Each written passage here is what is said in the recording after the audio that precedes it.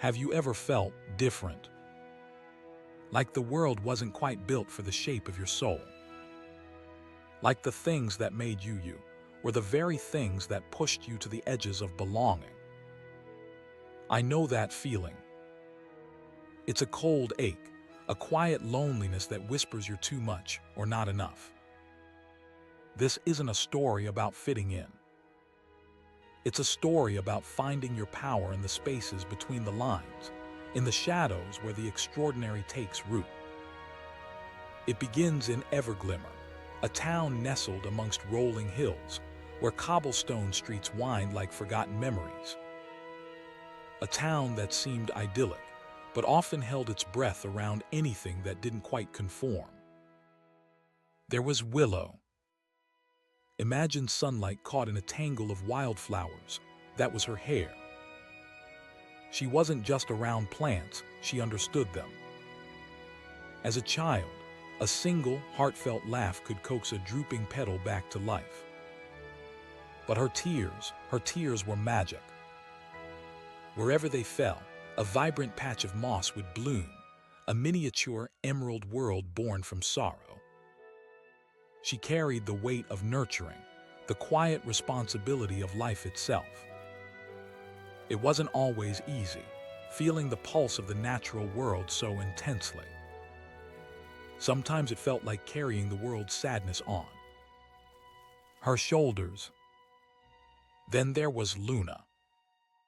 Her eyes didn't reflect light, they held it, mirroring the vast, swirling mysteries of the moonlit sky. Luna saw things. Not just what is, but what could be.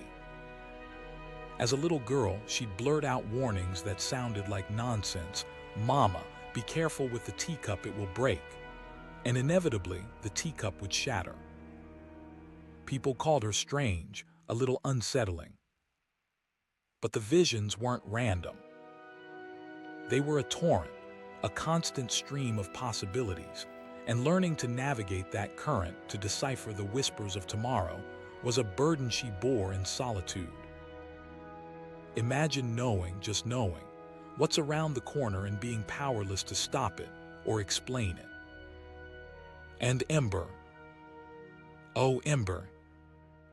A tempest contained within a human form. She could summon flames with a flick of her wrist. As a child, her anger wasn't expressed in shouts or tears, but in spontaneous bonfires, scorching her beloved dolls, singeing the family curtains. The heat she carried wasn't malicious, but it terrified people. They didn't see the warmth, the potential for creation, only the destructive power. Ember, they'd say, their voices laced with fear, you don't have to be afraid of yourself. But how could she not be, when the very core of her being felt like a contained explosion? It's a lonely thing, to be a force of nature that others fear. Finally, there was Morticia. A quiet soul, shrouded in an almost palpable shyness. But Morticia didn't see the world as we do. She heard the whispers of those who had left it. Ghost spirits, playful pixies, they were her companions, a constant chorus of unseen voices. This gift, this connection to the ethereal, isolated her. People saw her as eerie, unsettling. They didn't understand that she wasn't summoning the spirits, she was merely listening. Imagine the constant hum of countless stories, the weight of unspoken regrets. Each of them branded as outsiders, carrying a secret that set them apart. Each of them aching for a place to belong. And then they found each other. It began tentatively, a shared glance, a whispered understanding.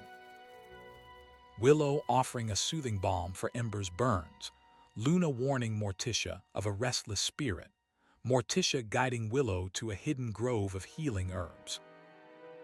Slowly, cautiously, a bond formed. A recognition. A shared understanding that their differences weren't flaws, but strengths. "We're stronger together," Willow said one evening, her voice barely a breath. Let's make it official. The Coven of Everglimmer. A place where we belong no matter what. And so it began. A haven built on acceptance, forged in the fires of shared experience. But belonging wasn't enough. They wanted to be seen. They wanted to show Everglimmer that their gifts weren't curses, but blessings. An opportunity arrived with a crisis. A creeping drought had gripped the land, turning the fields to dust. Farmers watched helplessly as their crops withered, their livelihoods threatened. Despair settled over Everglimmer like a suffocating blanket. Willow stepped forward. She walked into the parched fields, her colorful dreadlocks swaying in the dry wind. She placed both hands on the cracked earth, closed her eyes, and began to hum. A soft melodic tune, ancient and resonant. Her hair began to glow with a vibrant emerald light, and energy flowed from her, sinking into the soil. It wasn't a quick fix, not a dramatic spectacle. It was a gentle coaxing, a plea to the earth to remember what it meant to bloom. Months of toil, magically condensed into a single, breathtaking minute. The fields didn't just revive, they thrived. The crops surged with life, ready for an abundant harvest. The townsfolk stared in awe there, fear momentarily forgotten. "Thank you, Willow," they murmured, their voices filled with gratitude. "You saved our yield." But nature wasn't the only thing that needed saving. One night, flames erupted from the town's bakery, threatening to engulf the entire block. Panic seized the streets. "We need help." The fire is spreading. The flames danced and writhed, hungry and relentless.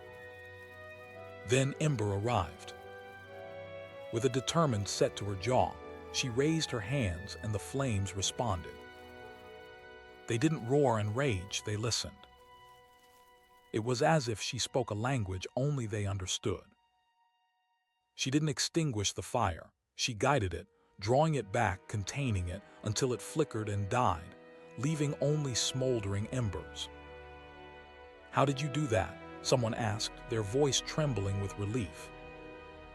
Ember simply smiled. "Fire is an old friend. She listens to me." It just needed a little persuasion. And then there was Mrs. Harlow, an elderly woman consumed by grief. She knelt by her husband's grave, her sobs echoing through the cemetery. Morticia, drawn by the waves of sorrow, approached her cautiously. "Mrs. Harlow, are you all right?" The woman looked up, her eyes red and swollen. "I miss him so much. Edgar, I just wish I could speak to him one more time." Morticia closed her eyes, reaching out with her gift, bridging the gap between worlds. And then a voice, faint but clear, whispered on the breeze. "Edgar, my love, I'm here." A moment of stunned silence, then Mrs. Harlow's face lit up with a radiant joy. "Oh, Edgar, I miss you so much." "I'm always with you, my dear," the voice replied. "You don't need to be sad. Live your life and be happy. I'll be waiting for you when it's your time." It wasn't a long conversation, but it was enough. A final goodbye, a release of pent-up grief. Morticia helped her to speak her heart, to find a measure of peace. And as she walked away, she noticed something remarkable. People were smiling at her. "Morticia, thank you for what you did for Mrs. Harlow," they said. "It means a lot to us all." Luna's gift proved invaluable as well. She prevented a young girl from climbing a dangerously weak tree, saving her from a fall and a nest of angry bees. "I just saw what could happen," Luna explained humbly.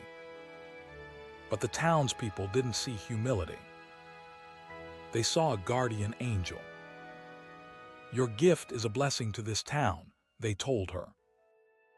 Slowly, gradually, the tide began to turn. The townsfolk, once fearful and suspicious, now regarded the couple with a mixture of curiosity and respect. They were no longer the witchy misfits. They were Willow, Luna, Ember, and Morticia, protectors of Everglimmer, healers and guides. Then came the invitation. A summons to the royal palace from Princess Ilara herself. "A royal dinner," Willow exclaimed, her eyes wide with surprise. "Fancy," but Luna's brow furrowed with concern. "Something doesn't feel right about this," she murmured. Royals don't usually invite witches to dinner. The palace was opulent, overwhelming. But the gilded halls felt cold, the smiles forced. Princess Ilara greeted them warmly, but her eyes held a flicker of desperation. "Welcome, brave witches of Everglimmer," she said, her voice tight with anxiety. "I must confess, I invited you here not just for dinner, but because I need your help." The princess revealed a web of deceit and sabotage. The royal jewels stolen, a trusted guard framed, guests poisoned at a state banquet, secret meetings held without her knowledge, documents gone missing. "Someone in my palace is causing chaos," she explained, "and I don't know who to trust. They're trying to undermine my rule, to sow discord and distrust." The shapeshifter was a master of manipulation, blurring the lines between truth and deception. The witches accepted the challenge. Luna delved into the past, seeking glimpses of the shapeshifter's actions. Morticia consulted the spirits, hoping to uncover hidden clues. Ember searched for physical evidence, scouring the palace for any sign of foul play. Willow used her connection to the earth to sense disturbances, to feel the currents of energy that flowed through the palace walls. And they found it. Lord Alaric, a trusted advisor, a pillar of the court. Ember discovered hidden compartments in his quarters, filled with stolen jewels and incriminating documents. Morticia's spirits confirmed his treachery.